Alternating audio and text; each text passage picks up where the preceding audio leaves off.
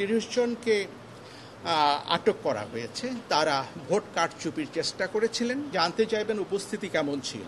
পর্যালোচনায় এটা 35 plus minus হতে পারে, 35 প্লাস, বেশি হতে পারে। খুবই সীমিত পরিসরে কয়েকটি অপ্রীতিকর ঘটনা ঘটেছে, কিন্তু সেগুলো এমন নয় যে অবাধ ভোটাধিকার প্রয়োগকে বাধাগ্রস্ত করেছে বা প্রতিহত করেছে, তা নয়।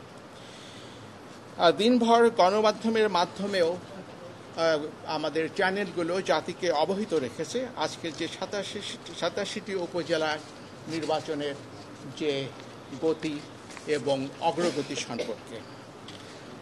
আজকে আইনশৃঙ্খলা রক্ষা করতে গিয়ে আমাদের আইনশৃঙ্খলা রক্ষাকারী বাহিনী, ম্যাজিস্ট্রেট তারা তৎপর ছিলেন। 30 জনকে আটক করা হয়েছে। তারা ভোট কারচুপির চেষ্টা করেছিলেন, তাদেরকে আটক করা হয়েছে এবং তাদের দুজনকে তাৎক্ষণিকভাবে কারাদণ্ডে দণ্ডিত করে পাঠানো হয়েছে, জেলে পাঠানো হয়েছে।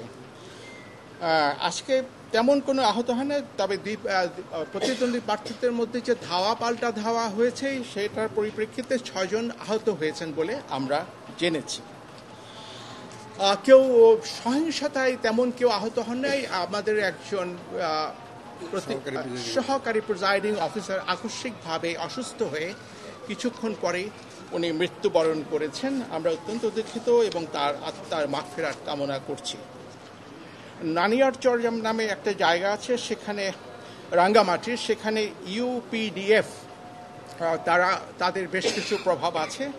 তারা কিছু ব্যালট বই ছিনতাই করে ফেলেছিল, কিন্তু সেই কারণে ভোট বন্ধ হয়নি। সেই ছিনতাইকৃত ব্যালট পেপারগুলোকে, ব্যালট বইগুলোকে ওগুলোকে বাতিল করে দিয়ে রিপ্লেস করা সম্ভব হয়েছে এবং ভোট গ্রহণ নিরবচ্ছিন্ন ছিল।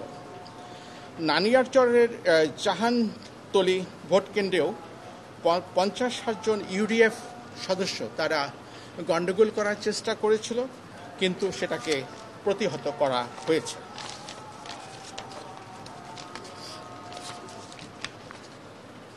পটিয়ার একটি কেন্দ্রে ভোট স্থগিত করতে হয়েছে।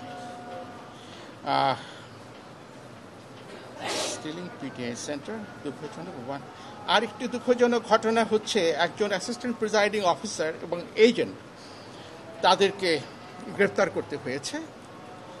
অ্যাসিস্ট্যান্ট প্রিজাইডিং অফিসার তিনি একজন শিক্ষক হয়ে তিনি অবৈধভাবে ব্যালট পেপারে সিল দিচ্ছিলেন।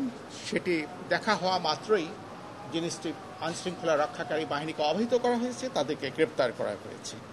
তো এইভাবে আজকে মোটামুটি সারাদিন ভর যে নির্বাচন হয়েছে এটা সন্তোষজনক ছিল। একটি বিষয় হয়তো আপনারা জানতে চাইবেন উপস্থিতি কেমন ছিল। আমরা এ যাবৎ যে উপস্থিতির যে তথ্য পেয়েছি সেটা আমাদের পর্যালোচনায় এটা 35 প্লাস মাইনাস হতে পারে, 35 প্লাস, বেশি হতে পারে, কমও হতে পারে, 35 প্লাস মাইনাস। কারণ নিশ্চিত করে বলতে আরও হয়তো 20-25 ঘন্টা সময় লেগে যেতে পারে। কাজে একেবারে শুদ্ধ সিদ্ধান্ত আপনাদেরকে এই মুহূর্তে দিতে পারছি না।